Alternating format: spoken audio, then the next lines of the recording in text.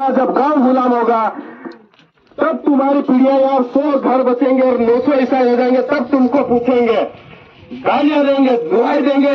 जब धर्मांतरण शुरू हुआ तब हमारे बाप दादा ने क्या किया था इसका जवाब। आप वहां आया, गांव सब अलग अलग गांव था आया, घना समय बाद भी भेड़ा था या बता कईक उद्देश्य है तीन हेरो बताया। आपनो उद्देश्य आ बैठा है ना बतानो एक से अगाड़ी भी एक रहे, केम कि उद्देश्य एक नहीं હતો आपको इतना बता एक काम में आ भेवा नहीं था ते उद्देश्य આપણો છે આપણો સમાજને વસાડવાનો। આપણો સમાજ ભણેલો लिखेलो नहीं મળે, गरीब समाज इनना फायदो हर कोई उठाड़ी ले ते आप भणी रहा चाहे भी इतना बढ़िया जागरूक नहीं था रहा, भणी रहा फिर भी खाना पूर्ति भणी रहा। पढ़ाई एवी करो कि वास्तव में अपने समाज को भी तीनों फायदो મળે, अपना परिवार ने भी तीनों फायदो મળે, अन आप जहाँ कामों करी तीनों फायदो समाज ने મળે, धर्म ने મળે, देश ने भी મળે, परिवार ने तो મળે। तो ये अपनी एक समाज सेवानी एक सोच राखवी पड़े कि आप भणवू तेर समाज नु कल्याण करनो एवी बात મળે। घना या बदा भणेला नहीं મળે फिर भी आ समाज ने कहीं न कहीं योगदान दी रहा, धर्म में भी योगदान दी रहा। हर व्यक्ति अपना जो भी एक कैपेसिटी रहती है, क्षमता होती है, उसके अनुसार अपने समाज के लिए, अपने धर्म के लिए, अपने देश के लिए योगदान देता है। ये एक नॉर्मल एक जीवन चक्र होता है, लेकिन आजकल देखने में आ रहा है कि भाई भाई का दुश्मन, एक समाज दूसरे समाज का दुश्मन हो रहा है। एक ही माँ के 5 बेटे हैं तो 5 की बनती नहीं है। ये ऐसी विसंगतियां, ये ऐसी विधर्मी जैसी जो सोच कहां से आई हमारे समाज में। हम भाई भाई एक साथ क्यों नहीं रह रहे? भाई से बढ़ के फिर परिवार होता है, परिवार एक साथ क्यों नहीं है? परिवार से बड़ा फिर गांव होता है, गांव एक साथ क्यों नहीं है? कहीं न कहीं हमारे जो पूर्वज थे वो एकता में रहते थे, गांव में हर काम के लिए एक साथ मूवमेंट करते थे, एक साथ कहीं पे भी जाते थे, आते थे या कोई भी काम करते थे। वो एकता अभी हर गांव में खत्म हो रही है। वो जो संस्कार है हमारे समाज में एकता भाईचारा वाला, वो संस्कार खत्म हो रहा है। भाई को भाई से लड़ा रहे हैं, एक समाज को दूसरे समाज से लड़ा रहे हैं। गांव में 1000 घर है तो 1000 तरह के लोग सोचने लग गए। एक पूर्व में जा रहा, दूसरा पश्चिम में जा रहा, उत्तर में जा रहा, कोई दक्षिण में जा रहा, कोई अलग ही दुनिया में चल रहे हैं सब। तो हमारे संस्कार, हमारे पूर्वजों की संस्कृति सभ्यता थी, वो भूल गए हम, वो हमने छोड़ दी, वो हमने खत्म कर दी। इसीलिए हम क्या हो रहा है कि एक मतलब की दुनिया जैसे जी रहे हैं। तो ये जो विसंगति है समाज से दूर करना है, गांव से भी दूर करना है, फिर पूरे समाज से दूर करो। और इसके लिए जिम्मेदार कौन है? जब यहाँ पे एक भी ईसाई नहीं था गांव में या जिले में कहीं पे भी, तो हम पूरा गांव एक साथ रहता था। 30-40 साल पहले की बात है, हमने देखा है जब छोटे थे, एक बात में गांव दौड़ के आता था। रात में अगर कुछ हो गया चोरी तो एक आवाज होती थी, पूरा गांव एक दिशा में दौड़ता था। कोई भी शादी हुई तो पूरा गांव एक साथ मिलके पत्तल तोड़ के पत्तल भोजन करवाते हैं ना, उसके लिए बनाते थे। वो संस्कार, वो संस्कृति हमने छोड़ दी है। हमारे ही भाई, हमारे ही परिवार से, हमारे ही गांव से कुछ लोग ऐसे हैं जो लोभ प्रलोभन या जिनको षड्यंत्र पूर्वक दूसरे धर्म में, जो हमारा देशी धर्म है, सनातन धर्म है, उससे भटका के, उनको उससे विमुख करके अन्य धर्म, अन्य संस्कृति सभ्यता की ओर ले जाया गया है। ये गए नहीं है, इनको साजिश षड्यंत्र करके ले जाया गया है। फूट डालो ने राज करो, ये अंग्रेजों ની નીતિ હતી 200 સાલ પહેલી, જે ફેર સાલી ગયા તમુન ઓળખાઈ ની ભલે કઈ બી કરો તમો उन भाई भाई हाथ लड़ी रहो गांव में हजार घेरू हाथ लड़ी रहा। ये आप समाज केतरा दिन अगाड़ी साल है वाता पार नाख्या फड़िए धारिया नाखवा मंडी गया जहाँ धर्मांतरण था गया ते धार देवता पूजन पाठ संस्कृति सभ्यता पूरा धर्म छोड़ देतो। आवा वाला समय में एक उदाहरण बताओ तो मनो आधो लीटर दूध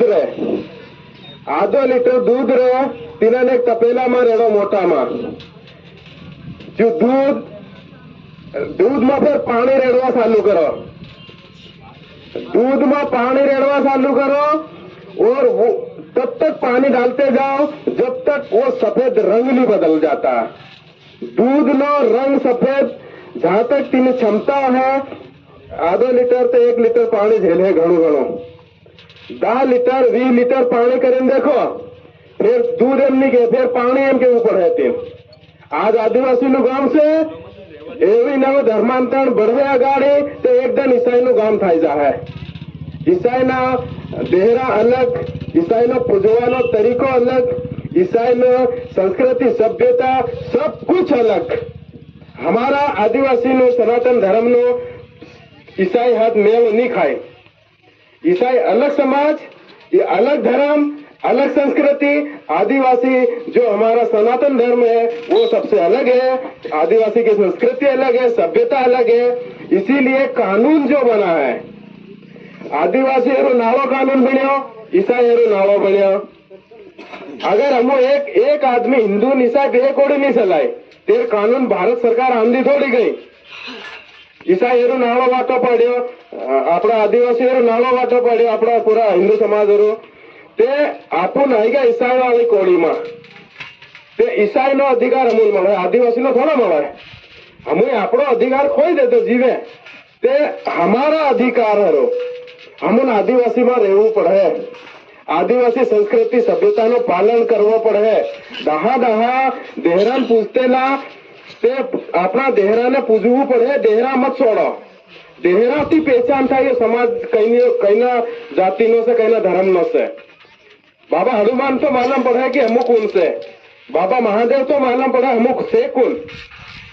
जिन्हें दिन आपो ईसाई ने हुदे साली गया ते अपन आदिवासी कौन गया या ईसाई में गए ना। कानून में भी ईसाई लिखा है 1000 घेरू माता 500 सोने साथे घेरू बनी जाए तीन दिन यू गांव ईसाई ना कानून कायदा तो साल है। तुम्हारा कानून कायदा हो रही जात नहीं साल है क्योंकि कानून जिन्हीं उर्दू संख्या जो जीते है। तो ये जो हमारे संस्कृति सभ्यता समाज का जो नुकसान हो रहा है आज समय से आज मौकों से अपना भाई ने समझाड़ो बात बैठे क्यों करो तीन समझाड़ो भाई आपू गामना आदमी हमो आदिवासी आदमी हमारा हनुमान जी पूजनारा आदमी आपू रही भेड़ा आपू बीजामा नहीं रहे एम करीन तीन समझाड़ो मीटिंगे करो क्योंकि कानून बदली रहा, कानून दने बदली रहा से हमारा भाई। सरकार आदेश में काल नाख्या घना कि आदिवासी ने जमीन पर सर्च नहीं बनी सके एम आदिवासी नो कानून के जहाँ बनी यहाँ हरक है आपूनी कानून हरकाव है। पुलिस प्रशासन तीना कानून ना अनुसार देश में सलाड़े आपू तीनो सहयोग करवो और क्या कार्रवाई करे। आदिवासी ની जगह पर आदिवासी नो अधिकार इनने सिवा कईना नो अधिकार नहीं मिले, ईसाई नो भी नहीं मिले, सरस नो भी नहीं मिले क्योंकि सरस नो कानून नी भाषा में सरस नो नाम हूँ से ईसाई, तीनी जाति हूँ से ईसाई, तीनी संस्कृति सभ्यता हूँ से ईसाई। ते जो एक आदिवासी आदमी नहीं मिले एम गणाई नाना सरस ईसाई है तो वो आदिवासी की जमीन नहीं ले सकता है। जिस जमीन पे वो खड़ा है उसके नीचे वो जमीन आदिवासी की है तो उसके ऊपर जो चर्च है उसने गैर कानूनी कब्जा किया ये माना जाता है। कानूनी परिभाषा में गैर कानूनी कब्जा किया, गैर संवैधानिक कब्जा किया है तो कानून बोलता है कि आदिवासी की जमीन कोई नहीं ले सकता। चर्च कैसे खड़ा, ये हमारा सवाल है और इसी सवाल को लेके हमने धर्मांतरण मुक्त आंदोलन 3 साल पहले शुरू किया था। आप लोग सब गवाह हो, खुन सिंह महाराज के साथ चलते थे शुरू से। भगत हो या नगद ये भेद भूल जाओ, ये भेद मिटा दो, एक होना पड़ेगा पूरे हिंदू समाज को। और धर्मांतरण मुक्त झाबुआ अभियान की 5 मांगे थी हमारी। जो ईसाई बन गए हैं उनको ईसाई सूची में शामिल करो। हम ये नहीं बोल रहे हैं कि भारत देश में धर्म ने आजादी कईना ने ईसाई बनवो छे ईसाई बने, मुसलमान बनवो छे मुसलमान बने, तीनी मर्जी।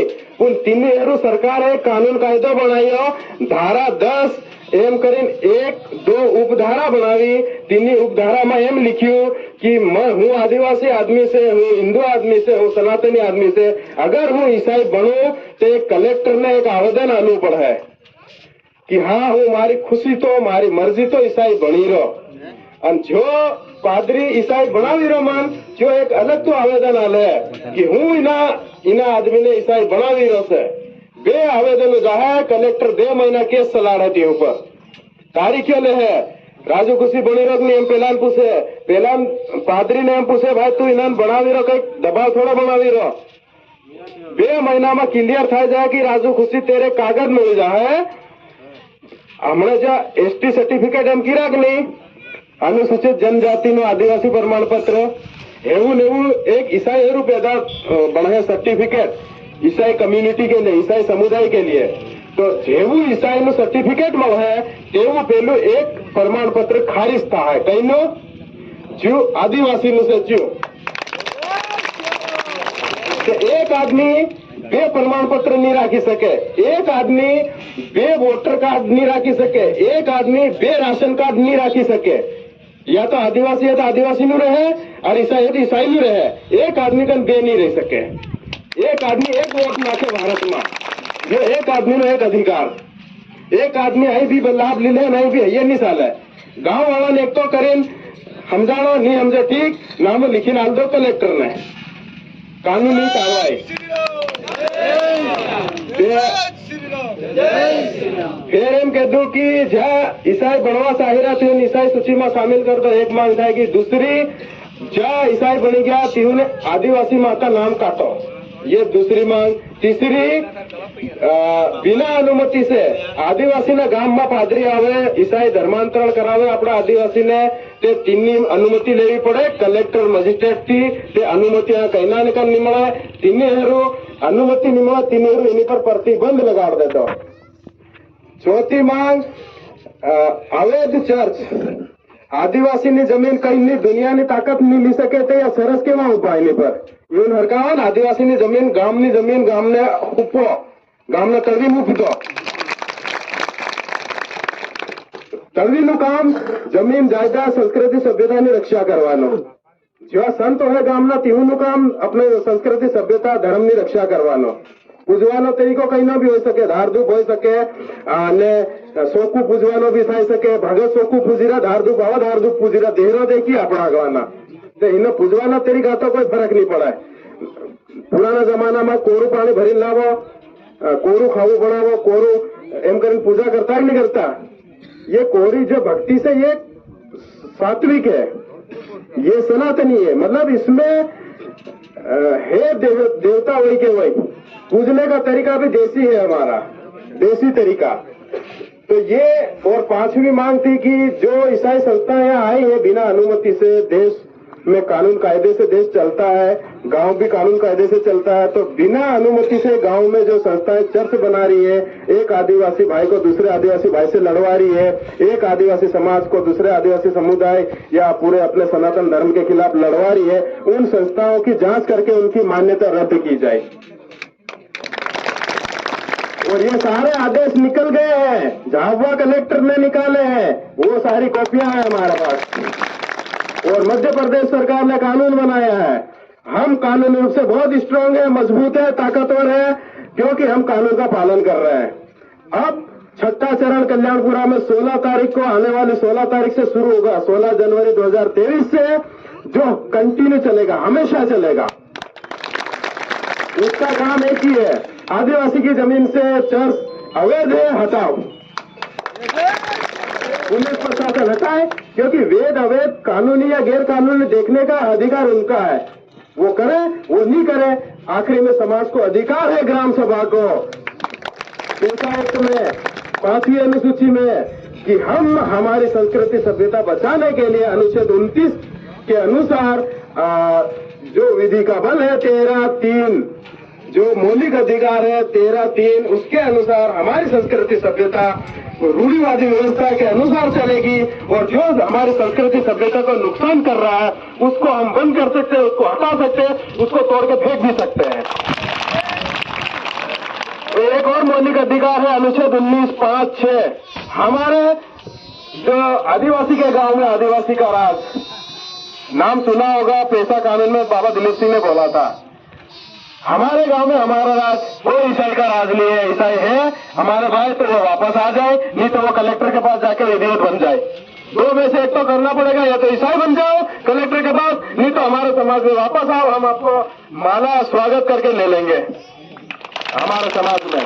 और कोई रास्ता नहीं है हमारा समाज। अगर मैंने दूध का उदाहरण दिया, आधा लीटर दूध में 10 लीटर पानी मिला हुआ तो दूध एमनी को होते पानी के ऊपर है।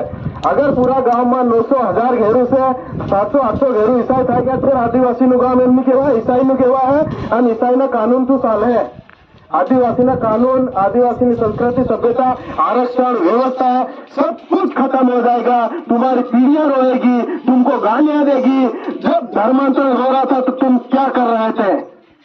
जब देश गुलाम होगा, जब गांव गुलाम होगा, तब तुम्हारी पीढ़ियां यार 100 घर बचेंगे और 900 ईसाई हो जाएंगे, तब तुमको पूछेंगे, गालियां देंगे, दुआई देंगे। जब धर्मांतरण शुरू हुआ तब हमारे बाप दादा ने क्या किया था, इसका जवाब किसी को देना पड़ेगा। तो ये मैं कानूनी बात समझाने अपने समाज को आया हूँ, काफी समय बाद आया हूँ। और यहाँ एक ऐसी घटना हो गई, उससे तड़वी साहब बहुत नाराज थे, उसके लिए मैं माफी चाहता हूँ।